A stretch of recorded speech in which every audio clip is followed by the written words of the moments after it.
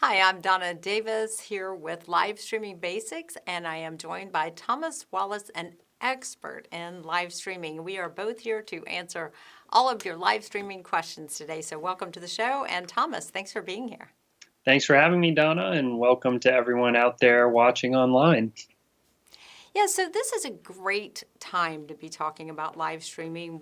Thomas and I both have been doing live streaming for years. We come to it with a different background, but we've both been doing this for a long time. So we wanted to just be able to share some knowledge, but it seems very timely with the coronavirus that a lot of people are asking the question, how do I take my event online, because so many events have been canceled. So we hope we can help you out with that today. Just a quick rundown of all the things that we're going to be talking about today. We're going to go over the gear that's needed, basics of planning your event. We'll show you examples of live streaming. Or live streaming videos that have been live streamed. We'll try to give you some ideas. Then we'll go over just a little bit about the cost and the type of equipment and the hardware and that kind of thing that you'll need, some of the options for you, how simple it can be, and how complex it can be. So live streaming takes in a lot. So first of all, we want to tell you a little bit about ourselves. So I'm going to pitch it out to Thomas to tell you about his background. Very impressive, knows just about anything you need to know in live streaming. Thomas? Thanks, Donna. So my name's Thomas Wallace. I recently actually moved back to Georgia, where I'm based now in the Atlanta area from New York. I spent the last 12 years in New York working in production in various different roles. And during my time there, I spent 5 years as senior producer for live streams. So some of you may know of the live streaming platform called Live Streaming. They actually recently were acquired by Vimeo. But while I was there, basically they decided that they wanted to create this internal production team to help serve the platform clients, because a lot of the platform clients realized that they needed help with production. So I was one of the first hires on that production team. And during my time there, I produced hundreds of live streams of varying complexity, from basic single camera setups all the way up to big multi-camera broadcast style shows. And one of the great things about being there was just the range of experience that I got to have working in a variety of different roles in live. So on some projects, I was the producer, I was the tech manager, the director, the technical director, all the way down to even just operating camera and getting an understanding of really what, operating a camera for live means versus doing it for narrative or commercial production, because those things are very different. And one of the other really cool things that I got to be a part of while I was there at Livestream was developing a switching software. So some of you may know of the Livestream Studio software. I believe now it's called Vimeo Studio, but it's a live streaming, a software-based switching software. Software-based switching software that as part of the production team, we helped the developers kind of, come up with all of the features, and we really approached it from a very practical production standpoint of, what is it that you need. So I really got to be a part of that whole development process, and that was really exciting. So I just wanted to share a couple of examples of some shows that I worked on over the years. I just have 3 shows to share with you here, and these are kind of some of the more exciting, clients that we worked with. So the first example that we have here is a fashion show, and being in New York, we did a lot of work with New York Fashion Week. So we'd partner with various different designers to stream their fashion shows live from the red carpet. And this one that you're seeing now is from Carolina Herrera, and we did this show for years. And I believe they still work with Carolina Herrera on this show. She's stuck with the live stream production team. But this is a great look at fashion. Fashion is one of those things in terms of live production that's pretty formulaic.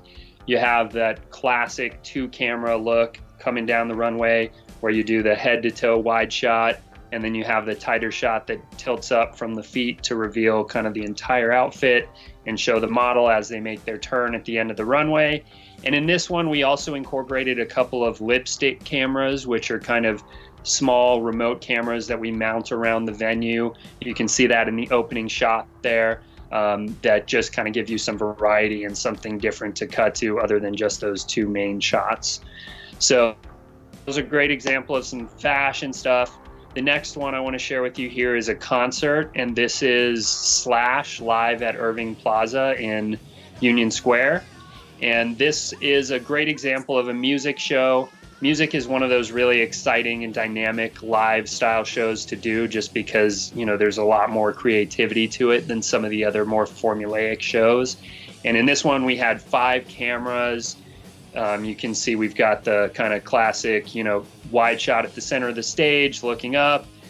We've got a downstage camera that's in the pit on a 50mm prime looking up at Slash and getting those nice shots of his guitar and all that. And then we also incorporated a lipstick camera on the drummer, which you may see in the cut here. Another great way to, you know, put kind of a static mounted camera there to just give you a little bit of a more dynamic feel. So that's a great example of a music show. And then the last one that I want to share with you here is from the New Year's Eve in Times Square broadcast, or webcast, I should say. This one is an example of a really, really big and impressive stream. This is actually the official New Year's Eve Times Square live stream. And this show is really unique because it's really, this webcast that we produce is tied into a much larger broadcast production. So out there in Times Square, all of the big broadcasters, Fox and NBC and ABC, everyone's got their own stage and everyone's got kind of their own broadcast infrastructure to produce their shows with their hosts and with their guests. But in addition to that, there's a kind of an entire broadcast infrastructure that's built as what they call a pool feed, where there are 20 plus cameras stationed all around Times Square that all of the broadcasters get to use those feeds to cut shots of Times Square, and, you know, the big jib shots showing the big crowds and the shot showing the Times Square ball there at the top. And that's something that we got to incorporate as well. So in the webcast, we'd have these 20 plus broadcast cameras. And then in addition to that, we would have our own host position where we would do interviews with people. And then we would also have roaming crews who would run out and do interviews with the revelers, the people who are actually there just to experience the event. And we would bring those interviews back into our truck and roll them into the broadcast throughout the night. So that's a really exciting one. And that was a really great show to work on for me. I worked on it for, I believe, 6 or 8 years, something like that. And I really got to be in all different roles, from directing the show to producing to technical directing to being a field producer, you know, getting those interviews out with the revelers. So really a great one where I got a lot of different experience with a lot of moving pieces. So that's kind of it for my background. And Donna, do you want to tell us a little bit about yourself? Yeah, and I think our backgrounds are so great for being complementary. Thomas, as you can see, has all the technical expertise, and I was thrilled to get connected with Thomas because he brings to Atlanta a depth of technical expertise that I haven't seen yet, and I love that he can cover just anything, and he has all that experience. My background is very different. I come from a news background. I worked in news for about 20 years, and what I like about that is that I'm used to going live, both being in front of the camera and behind the camera. I know how powerful live can be, and I actually do believe that every brand will have their own online television show, and it's so great because you can now interact with your audience. You couldn't do that when I was in news years ago, but like I said, my background is in television news, and we saw the power of live streaming and how much or not live streaming, of just going live. In fact, in the 80s, everybody went live just for the sake of it because people actually watched so much longer. And that's the reason why live is so powerful today on platforms like Facebook, live gets priority in the news feed. People watch it 4 times longer. People actually love that they can interact, and they actually love that things can go wrong. And that's one reason that people love to watch live. So I wanted to, show you a couple of pictures from my news career, if we can see those. So you can see I go way back, but this was the time that television news started going live all the time. So I'm very familiar with how powerful live is, how important it is, and I have that experience with producing live shows. So I think our skill set is really great, and I help clients work with all of their stakeholders and that kind of thing, like how can we make this better for your sponsors, for the organization, how do we tell your brand story during the live, and how do we help you get more out of it when it's over. So the organization, the attendees on the live, and the sponsors, 3 great stakeholders that I always help clients. How do we make the most for them and make the most of your event? And then, so what we do now is we'll go out on different lives, both remote and here in the studio, just like we're doing today. So among our clients, we did a panel discussion for Harvard University. And you'll see, Thomas will talk a little bit later about the difference in, microphones. How many microphones do you need? Sounds a little more challenging than video. And so on this live stream, we had 6 open mics. And so you have to be able to control all of those mics. The camera is actually pretty easy, but this looks really basic after you've seen the ball drop and those kind of things. But these are important, these panel discussions with internal communications. We have a lot of clients that do that.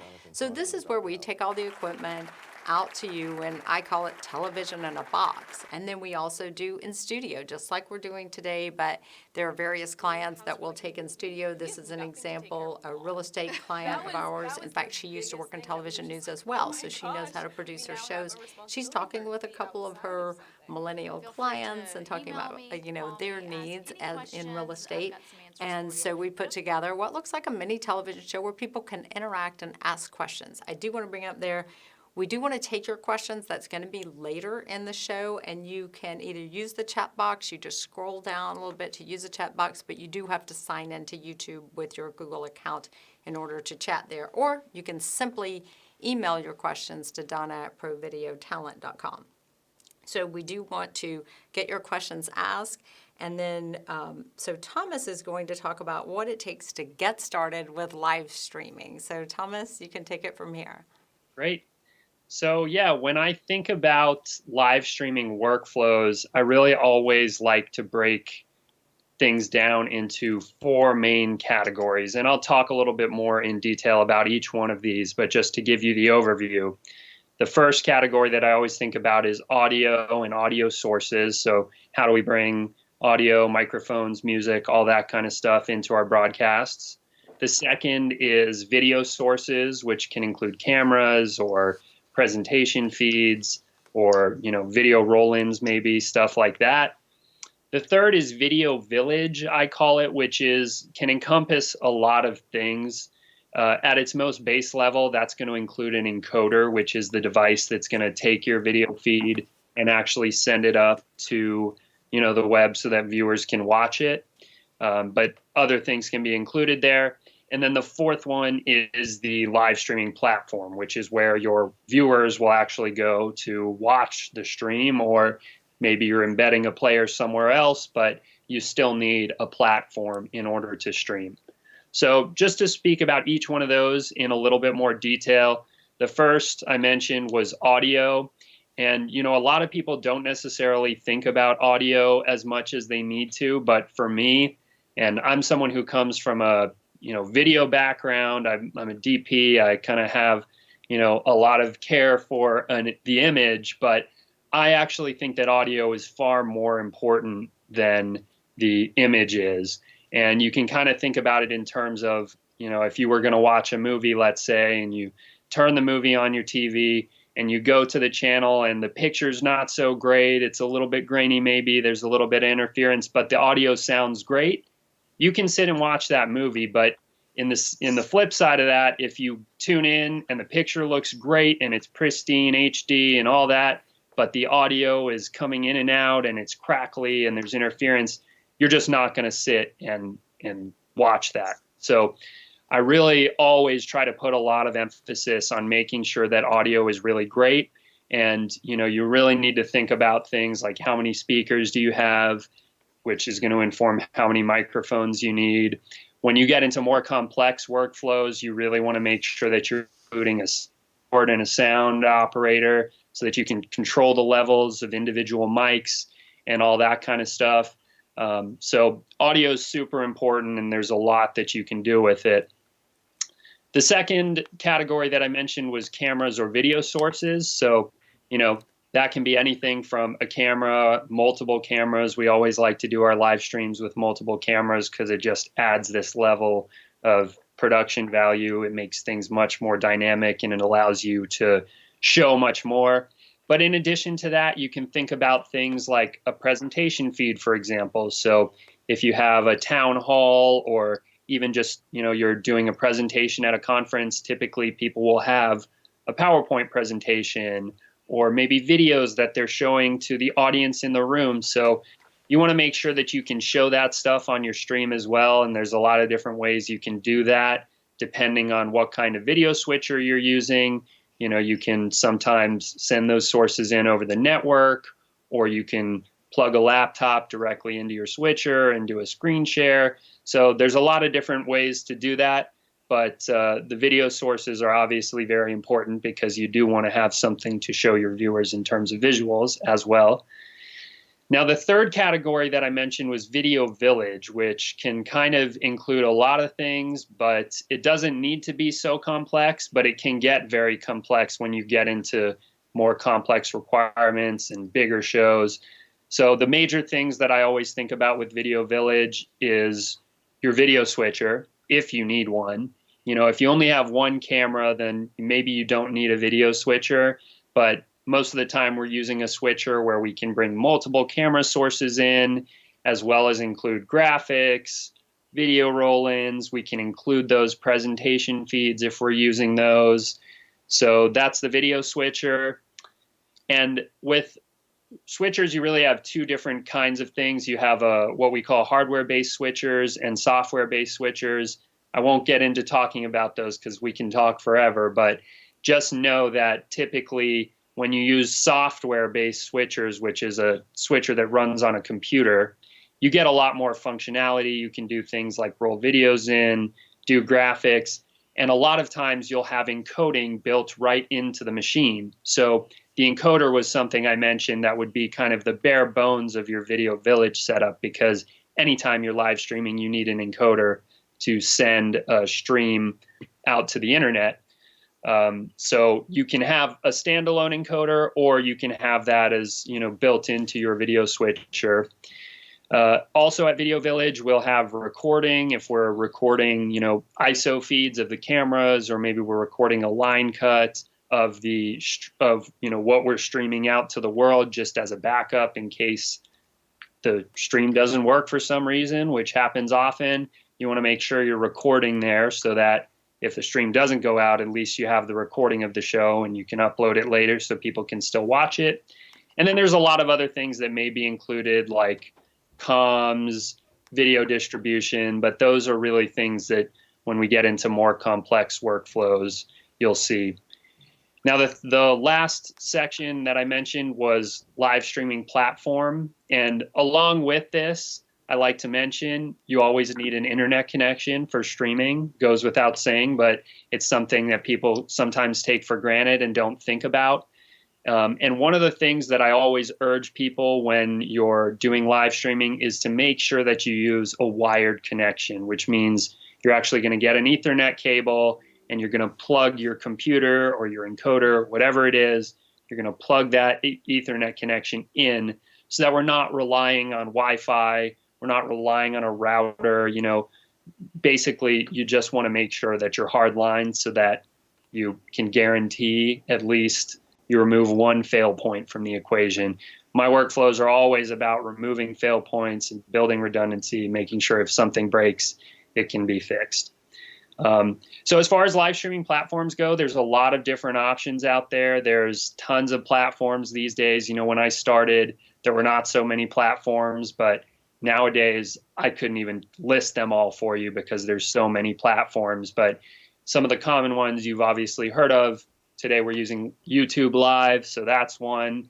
Facebook Live, you can go live on Instagram, but then there are some more kind of higher end options like Wowza, Bright Cove, live stream and Vimeo are two great options. And then you have some more niche ones, something like Twitch, if you imagine, that's for gaming. So you do have some of those more niche platforms. And when you're looking for a platform, you really just need to consider your needs because there's a lot of different functionality. Maybe security is a big issue for you, so you want to make sure you have a highly secure platform. Maybe you want a player that you can white label. You want to remove the branding from the player and maybe put your own brand on there so that people don't see YouTube or Facebook when they come to watch. Maybe you want to make sure you have functionality for VOD or for,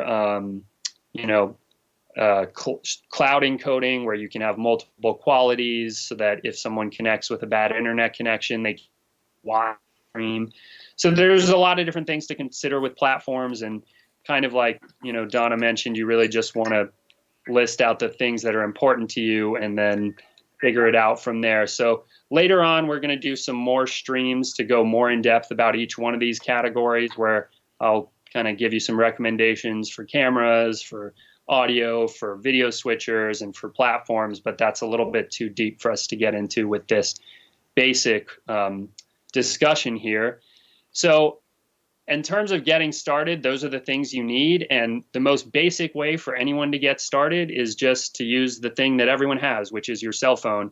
And if you think about your cell phone, it's actually got all of those things that I mentioned built right in. You've got a microphone to capture audio. You've got a camera to capture video. You've got an encoder. Typically, that would be an app of some kind, Facebook Live or YouTube Live or live stream. All of these platforms have apps that you can use to stream. So that's going to be your encoder. And then, of course, you have your internet connection, whether that's Wi-Fi or whether you're streaming via the network. Now, we wanted to share with you a couple of basic two workflows. One of them is basic and one of them is a little bit more complex to show you kind of how these things can be applied in a practical setup. So the first one we're going to show you here is just a very simple workflow diagram. These workflow diagrams are something that I create for any job that I do, and I'll print these off and pass them around to the crew so that everybody understands not just how their little piece of the pie is working, but how everything works together, and just so that people can kind of get the holistic view. So in this first workflow here, what you're looking at is just a very simple 2-camera setup. We're not doing anything fancy. And in terms of audio, this is a very stripped down setup where we've actually removed the need for an audio board completely by just running microphones right into the cameras. And then you can send your embedded audio, the microphones, via HDMI or SDI into your video switcher, and then from there, encode up to the web. So that's a look at just a really basic, simple 2-camera setup that, doesn't take a whole lot to get going. And then I have a more complex workflow that I wanted to share with you guys here. This is from a show that I worked on in New York in 2018. This was a product launch for DJI, the company you guys are maybe familiar with. They make drones and gimbals, but this was a show for a release of one of their newest drones. So you can see this is much more complex, and this is, the stakes are much higher in a show like this. So we have 7 cameras here. We've got a presentation feed, the keynote feed you see on the left here. All of this is hitting a distribution center, which is it's a video hub. Blackmagic makes a video hub, but it's basically just a device that lets you plug in inputs, and then you can take different outputs and you can assign whatever inputs you want to different outputs. In this case, we actually have a primary and a backup video switcher, and that's something that I do standard in all of my work because you just never know in live streaming. And oftentimes, if you're running a software switcher, for example, computers just crash. Computers just have issues, and there's absolutely nothing you can do sometimes. So in this workflow, we have a primary and a backup video switcher. We also have a separate video switcher here that's just running IMAG, which refers to screens around the venue where the feed is displayed.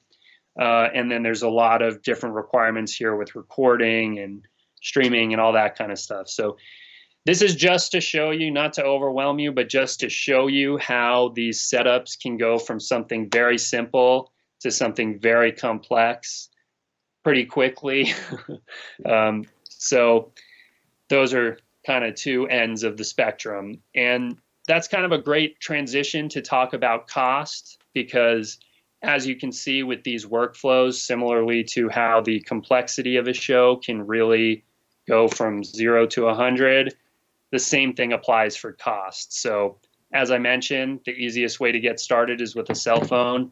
Most people already have a cell phone, and if you use a platform like YouTube or Facebook that doesn't charge anything for live streaming, you can go live for free today. And Donna and I both feel, if live streaming is something you want to get into, it's best to just get started however you can. You don't always have to spend a huge amount of money to get started. Obviously, for some organizations, you have to start with a certain level of quality, so you can't just go live from your phone, but that is always an option. But so costs can vary greatly. Donna and I did put some numbers together, and just to give you an idea, a basic in-studio shoot like the one we're doing right now, because we have everything already set up, all the gear is already there, we offer a basic live streaming studio shoot like this for about $1,500. Again, that can vary a little bit depending on if you have special requirements, if we need to bring in additional crew or additional gear. But around $1,500 is what you can expect to pay for an in-studio live stream like this. Once we get into going out into the field and bringing gear out to your location and setting up for a live stream, in your space, you're looking at about $6,500 to start. And of course, the costs just go up from there depending on different requirements. Obviously, as we add more gear, we need more crew, so we got to pay the crew and all that kind of stuff. So if you do have any special requirements, you can feel free to ask. We're happy to put together numbers for you for, what it would cost to incorporate special requests. But that's kind of a basic starting point for a stream out in the field. So now I'm going to toss it back to Donna, and she's going to talk to you a little bit about planning your event and some of the common questions that we hear from clients and kind of some of the common questions that we ask in order to make sure that we're giving clients what they need. Thanks, Thomas. That was very informative. So as you can see, there's huge differences with live streaming. And some people ask me, well, what's the difference in what you do and going live on a phone? And I think you see there's basically a television quality to a broadcast that you put together, even if it's something simple like a studio. And I do want to mention that we were planning to have Thomas in the studio today. Well, it turned out with the coronavirus, he did not want to come to the studio, which is great. And that is the situation with so many people. So a lot of people are using Skype.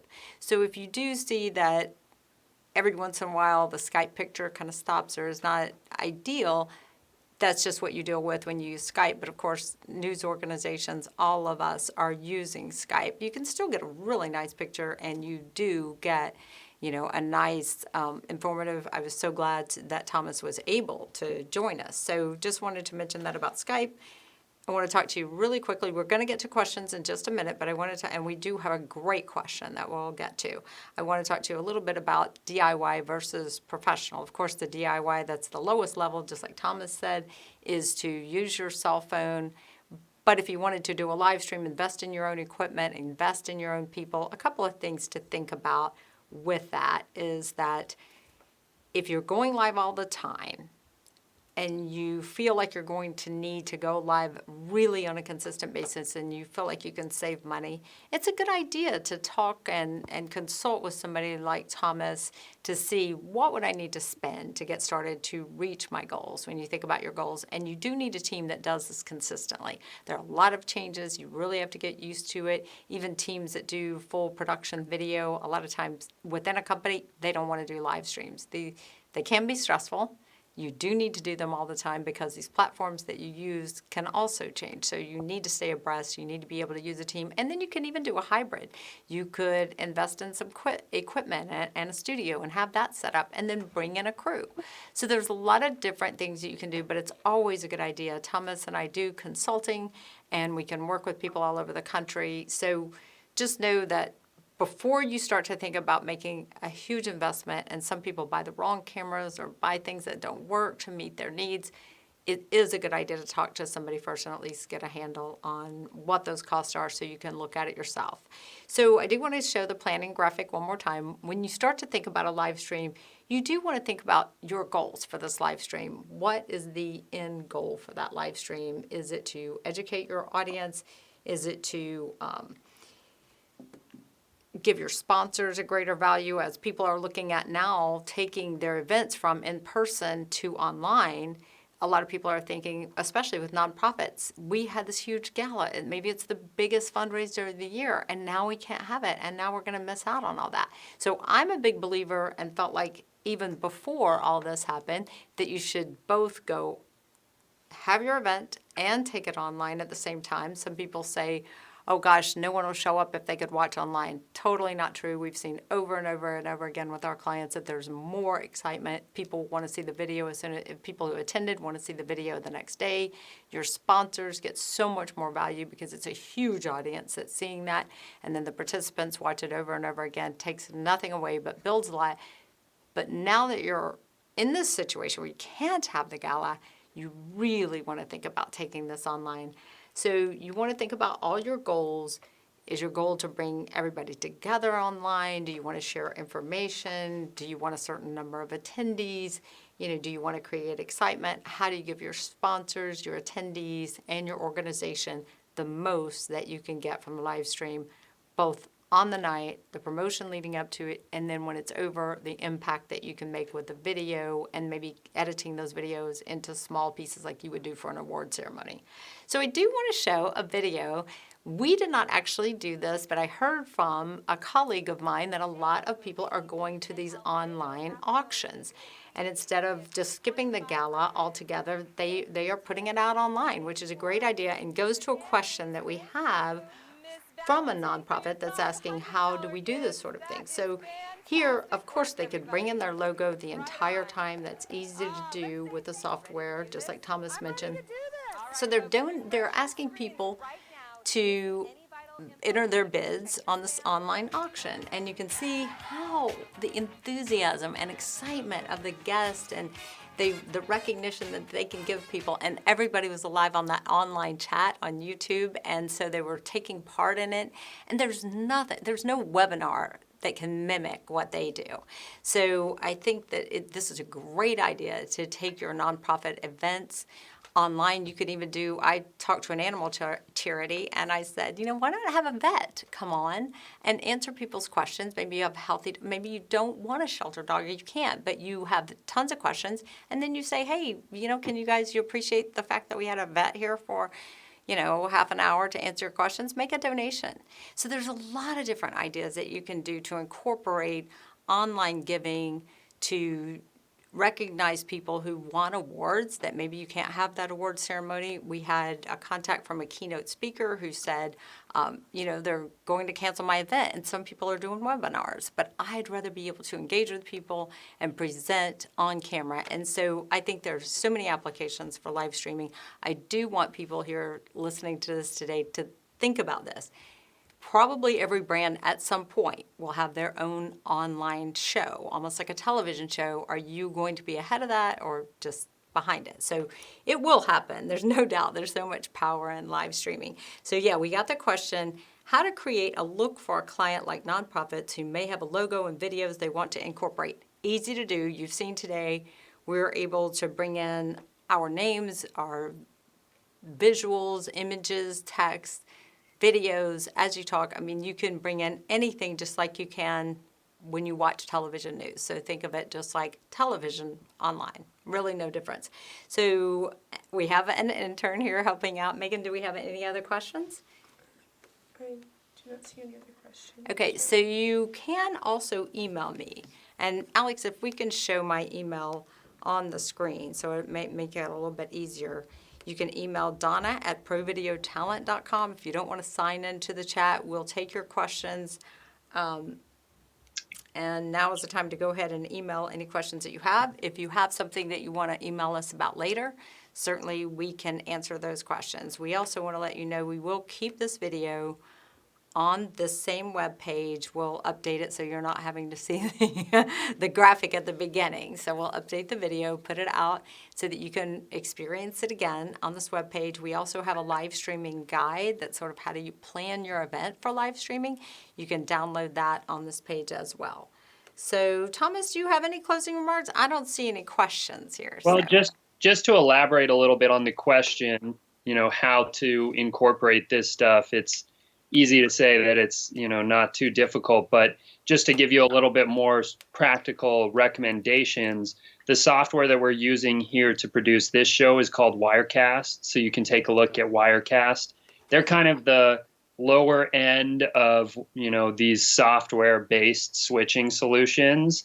And I believe they actually offer a free trial. So you can download it, you can import all the assets like Donna's talking about. Typically, they actually have a bunch of kind of pre-built things in here that you can use. So they have templates where you can create lower thirds and all that kind of stuff. But you can also, if you have a design team or maybe the brand already has some of this stuff, you can actually create assets in Photoshop or in another program and bring things in like a PNG with transparency in order to be able to do lower thirds like this.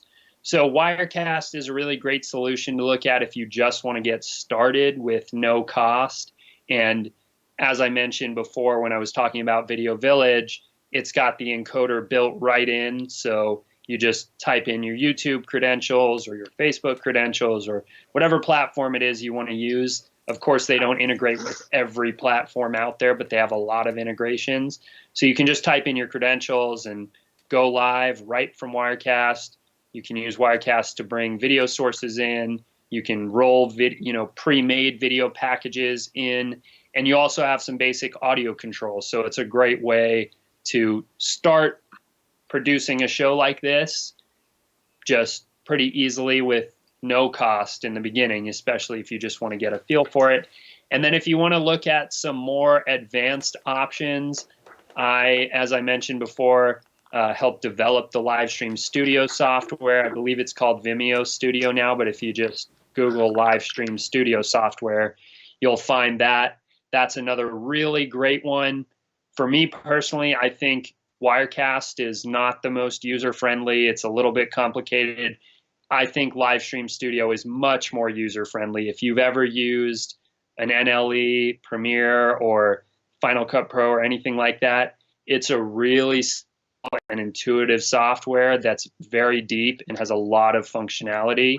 So you can check that out. And then the third one that I like to always mention is called vMix. You can search that online as well, VMIX.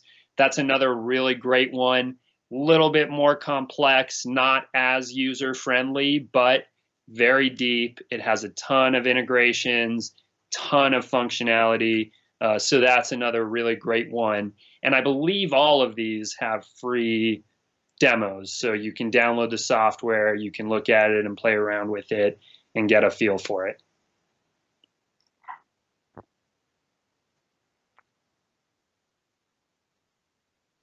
And the real reason to go live is how can your audience interact with you?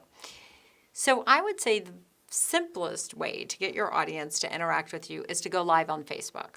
We were deliberate not going live on Facebook today. We are going to do some lives on Facebook, but today we really wanted to put this on a web page and go live from a web page. But we could go live on Facebook. We will go live on Facebook. And so it's interesting. In 2008, my company started live streaming. The technology's been around for a long time. I mean, when you think about that, that's 12 years ago, and it's still not widely used. But the technology was there. We helped an association literally go from about 15 members that showed up to their event to an association with about 2,000 members. They did their CEUs online. And so at that point, if you already had an audience that could interact, so they had the event audience that was there, then they had people who, we put a chat box. We embedded a chat box because YouTube didn't have one back then. So we would go live and they would ask questions via the chat box. So that's one way, and people can, write in and ask their questions just like you guys are doing right now. Because sometimes people don't want to sign into something like YouTube and that kind of thing. So that's one way that you can, bring people in and have them interact. But when Facebook came out with, I'll never forget the day. I'm sitting watching the news, CBS this morning, and Facebook, they mentioned Facebook lets you go live now. And I thought, this is a game changer because people are already on Facebook. They know how to use it. There's no, hey, how do I use that chat box? What do you mean I have to sign in? So everything with the interaction was built right in. So perfect for an award ceremony, for a charity fundraiser, anytime that you don't want to you just want to put it out there. And even we were supposed to do a wedding where they had a closed Facebook page and people have to pay they made a donation to the couple for their wedding, and that was the only way they got access is in that Facebook page. So, but they still have all the interaction. So the audience can ask questions, interact, make comments to say like, congratulations on that award, or I'm going to donate $100. And then so somebody donates $100, and just like you saw on the nonprofit video with the gala, they were able to immediately see that, hey, Janie gave $10,000. Let's put her name out on the screen. So it's such real-time interaction, and that is really the reason to go live, is for that interaction. So that's a great question. I'm glad you asked. So we just got a question from one of my friends in the Video Association group. So I'm just going to read this. I haven't read it, so if I make a mistake. In an era of social distancing, how do video pros pitch this idea to clients? Clients won't come to the studio, and video crews should not go to them either. How can you do more than Facebook Live or YouTube Live? Well, I think today is an example of how we did that. Like, Thomas didn't want to come to the studio, reasonably so, and so we wanted to set it up just like this. And so the people that I work with, Alex, who was there doing the switching, we're still working through this. And so we are doing the social distancing.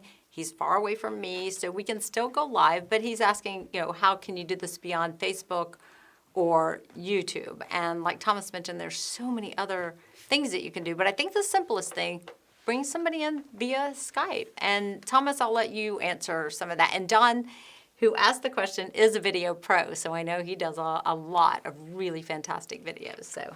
Yeah, so obviously Skype is a great option. We're using Skype today, and I'm actually using my Red camera to send my picture, so it probably looks a little bit better than a webcam would. But you can do sorry about that. Yeah, you can do a lot more kind of if Skype is not high enough quality for you and you need to incorporate higher quality. Obviously, there's a bit of a cost involved, but do like sending the people who need to be a part of your live stream a camera package with an encoder, and you can do that in a way where everything is pre-configured and they pretty much just have to plug things in. One of the things that a lot of these software-based switchers incorporate is where you can pull in virtual sources. So a virtual source could be a camera that's on the local network, or a cell phone that's connected to the local network, but it can also be a remote camera that's sending an RTMP stream to a server somewhere, and then you can pull that in. So similar to the way that news organizations will go out in the field and have a remote team, and then in their broadcast center they'll pull that feed in, and the anchors can talk to each other. you can incorporate that kind of thing and make it a higher quality than just Skype. So if you have some more specific questions around that and you want some more advice on exactly how to go about that and what gear is good for that, feel free to email us and I'll be happy to give you some more in-depth recommendations. So this is really, thank you, Thomas, for that answer. This is really helpful. Somebody sent in a chat and said that my link didn't work to the live streaming guide. I will get that fixed. We'll get this video up and I will fix that link. And thank you for letting me know. So we'll get that done. We also had this question, and Thomas, listen in on this one because you may be able to answer this better than I can. Thomas is much more technical than I am. So she says, or he says, I'm not sure. How would we integrate this at a medical conference where we have a main room, exhibit room, and then break off sessions? So what I'll say about this is that one of the things you want to consider is you talk about the break off sessions and that kind of thing. So if you want to live stream, you really, if you have 4 or 5 sessions going on at the same time, you really need that many crews.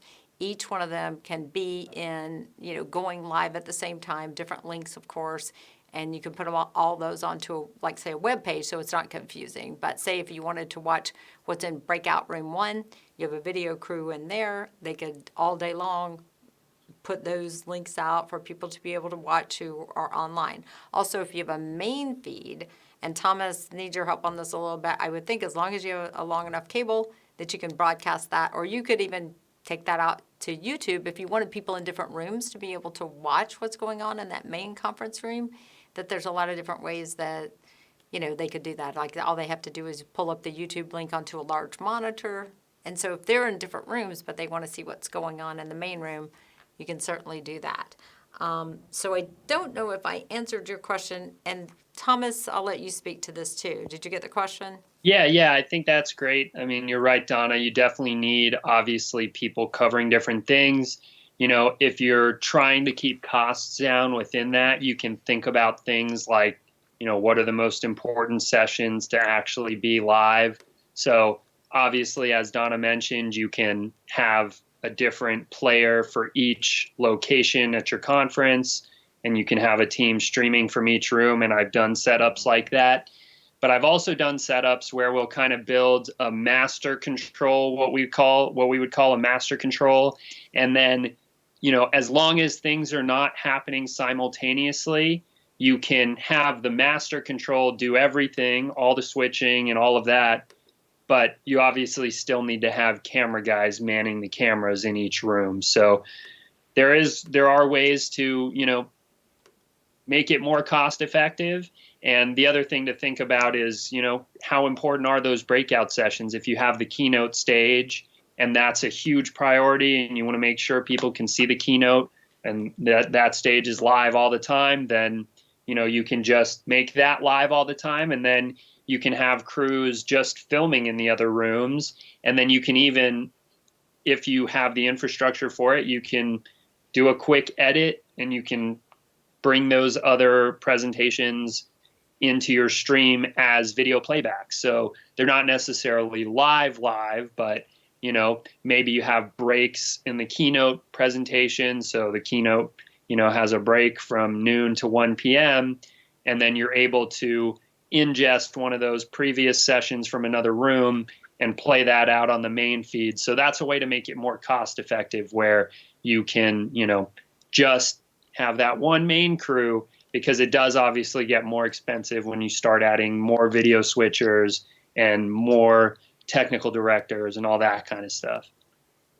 And that's such a good point, because some people who don't want to take the leap, I guess, of going live, what they'll do is just to have like a video crew and a live streaming crew, and just one of the video crew will go out to each one of these things so that at least you're creating that sense of excitement. So say you had a keynote speaker and then you had that video crew shoot that, and then you just take it to the person who's there at the live streaming computer and they just put it out live on, say, Facebook. So, and maybe they edit together little things from your conference, and you're not actually having to you have each one of these pre-taped pieces go out live. And so that is one way to kind of create excitement. And you're right, that there's so many different ways to look at this, and depending on exactly what your needs are. Obviously, if you wanted these for CEUs or that sort of thing, you wanted to be able to take the whole presentation, that's how you do it. But there's so many different ways. Great point, Thomas, that these video crews, that's another thing. The wedding that we had scheduled to shoot this Sunday, we were going to have a video crew there because she asked, the bride asked, well, can we, walk around with these cameras? I like to use cables. The cameras are, set with a cable. And so I don't want my cameras running around. But the predator, like they call it, the producer editor, we had a crew who was just dedicated to, they would go around and show people, and they could be loose and not wired, and then they edit right there and then hand it to the director, and we put that out to make the wedding more exciting and bring a little more action to it. So I think those are great points, and a good live streaming company will always consult with you on what are your goals, and sometimes I'll work backwards with people. Tell me what your budget is, and I'll tell you what we can do for that. One thing that I do want to mention about the conference is it seemed like a lot of conference centers were going to just wireless connections. And one of the things that all of us in the live streaming business do is go to the site, test that wired connection, and if there's not a wired connection, I won't go live. And because you're just risking too much. You spend all this money, and you may or may not, you may have problems with the wireless. And you can speak to that, Thomas. This is more your area of expertise, but I always go to the site, make sure that the upload speeds are great enough. So yeah, that's a great point for you to speak to. Yeah, absolutely. I mean, I will do anything. If the only thing available is wireless, I'll do it. It's certainly not recommended, and I don't like it. But in that scenario, I am always very upfront with my clients because, as with anything in live streaming, unless you really build redundancy into your workflows, which means maybe backup internet sources, maybe backup transmission plans, maybe a backup video switcher, things happen, things go down. So it's possible to stream from Wi-Fi. It's certainly not recommended. But for me, as long as the client understands, hey, I'm going to do everything in my power to make sure that things work. But sometimes things are just out of our hands. And Wi-Fi is one of those red flags that I'll throw up and say, we can do this if you want, but, it's really not recommended. But if it's the only option and you're willing to take on that risk, then I'm happy to do it.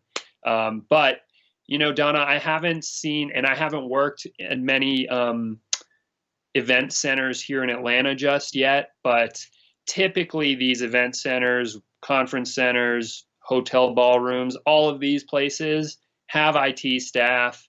And if you ask the right questions and you push hard enough, and if our clients, the people who are hiring us for their events, are on board, and they're paying all this money to rent the space, then typically the IT departments will work with us, and they will give us a wired connection, and they will help us try to make sure that we have dedicated internet or whatever it is that we need to make sure that it's going to go as well as possible.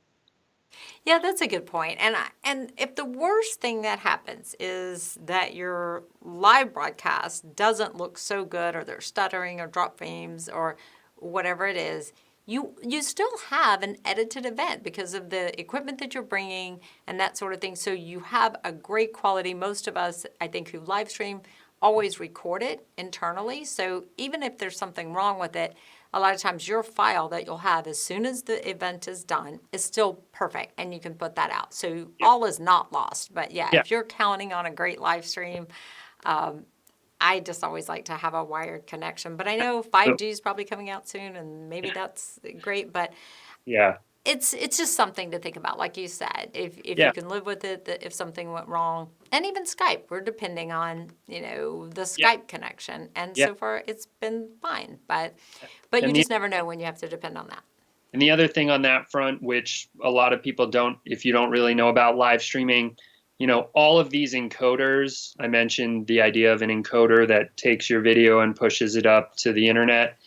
all of these encoders will typically have controls where you can look at your internet speed, and of course you always want to push a 1080 high quality HD stream, but if you arrive on site and realize, oh, hey, I don't have the upload speed, I don't have the bandwidth to push that high quality of a stream, you have manual controls where you can, control the resolution that you're sending out. You can control the bit rate that you're sending out. So typically, as long as you have some stability with the internet line and you don't have a bunch of, random things happening where someone decides they're going to connect and upload a movie to the internet, you can control your output to match whatever kind of internet connection you have.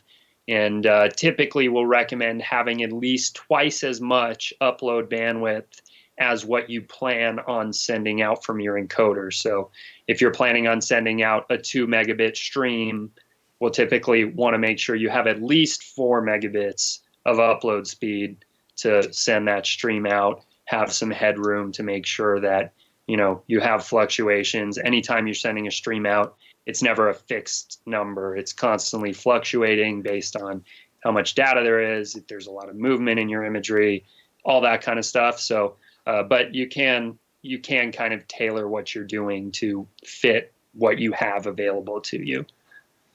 All right. I think we're going to leave it at that, Thomas. So thank you so much for being here. I appreciate our online audience. Like I said, we will have this video out resident on the same page. We'll just have it edited so that we don't have so much of that graphic at the beginning. Anything else, Thomas? I did have just something to elaborate on one of the previous questions. I won't take too long here, but someone had asked about audience interaction, and I've had a lot of experience doing various things with audience interaction that go beyond just the chat. So just to throw out some ideas for you, Twitter is a great way to incorporate interaction. So I've worked on events for brands where they'll create a specific hashtag that's related just to the live stream. And when you get into more sophisticated systems, you can actually use the Twitter API to pull tweets right into your webcast. So you guys see we're doing lower thirds and stuff like that. You can have people tweet to a particular hashtag and have that display right on the screen. If you have hosts, you can have hosts who are monitoring the hashtags and talking and interacting with it. And then also, maybe some of you have seen, if you go to an event, you'll have live polling. So that's something, there are a bunch of different platforms where you can do live polling on a mobile device where you put a question up on the screen to kind of poll the audience and see what people think about a particular topic. So that's another great way to incorporate audience interaction, where you can incorporate one of these live polling platforms into your plans, and then you can display those graphics right in your live stream, and they update in real time. And so if you have talking points around questions that you're asking the audience, you can use that and, have that be a way to have great audience interaction as well. I'm so glad you mentioned that. I completely forgot to mention that. You don't have to be on Facebook, but you can integrate those things just as part of your broadcast. So when somebody makes a comment, you actually see it all in real time. The online audience sees it. You could even have a monitor that shows what's going on too on your live feed, so that the people who are watching can see everything that's going on, and they can see the online participants as well. So it is fun to bring your online and your event audience together. I think that's a great point. I'm so glad you brought it up. It's not difficult to do. There are programs within Wirecast that allow us to be able to do that. And then I think the other thing to mention is, like, when we would go to a Falcons game, right? You would use those hashtags just like you talked about, and people would send in pictures of themselves. So I think that's a great way to be able to do it. You can have the event monitors and things like that. So those pictures of those people who are at home can also join you. So there's so many different things. I think somebody asked something about bringing in Zoom. And so I did have a client, we did have a live stream where they wanted to bring in Zoom and have people ask questions on the phone with Zoom. We ended up being able to incorporate Zoom, But I love, do you have experience with that? Do you want to talk at all about like being able to incorporate Zoom? I know they wanted us to go out live on Zoom, and it Yeah. just wasn't a platform made for that. Yeah, I mean, Zoom is easy to integrate. I mean, just the way that we're doing this Skype integration, for example, we're not doing anything fancy with the network or virtual sources or anything. We're actually we have a Skype computer set up near the video switcher, and we've just plugged the laptop right into the video switcher as a video source, and it's just capturing a screen share. So you can always just do that, set up a laptop that's dedicated for Zoom and just capture the screen and roll that right into your broadcast. And then depending on how you need the interaction to work, if there's someone that needs to be in front of the computer talking to the person, you can build workflows around any of that. I'm not sure that any of the switchers have Zoom integration built in where you can just pull it right in as a source, but it's possible. All of these switchers, especially the software switchers, they are constantly adding features and building out new integrations and all that. So if it doesn't exist yet, it may exist in the future. And if it doesn't, there is always a way to do it. So it can be done. Right, so we use Skype to bring people in.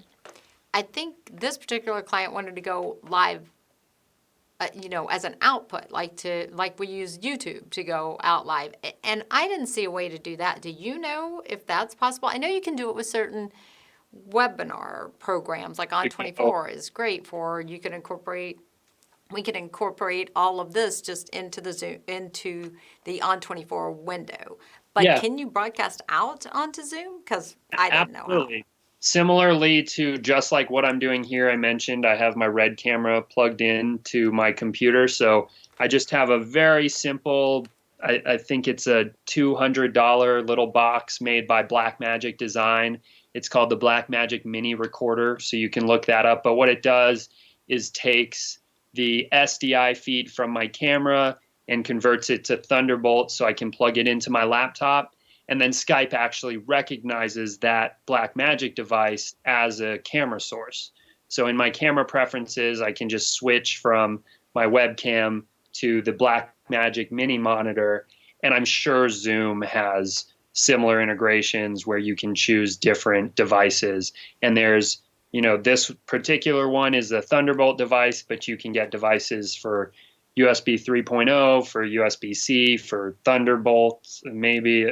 For Thunderbolt, for FireWire, maybe if you're still rocking a FireWire computer. There's all kinds of solutions, and it's definitely not difficult because Donna, as you know, your computer that's running the stream can just output an SDI or an HDMI feed, so you can easily incorporate that into Zoom. Yeah. Okay. Well, I think we're going to leave it at that. Megan, or do we have any more questions? Okay. And I don't see any more on my email. So we thank all of you for joining us today, and we're going to leave it at that. Thanks, Thomas. Thanks a lot.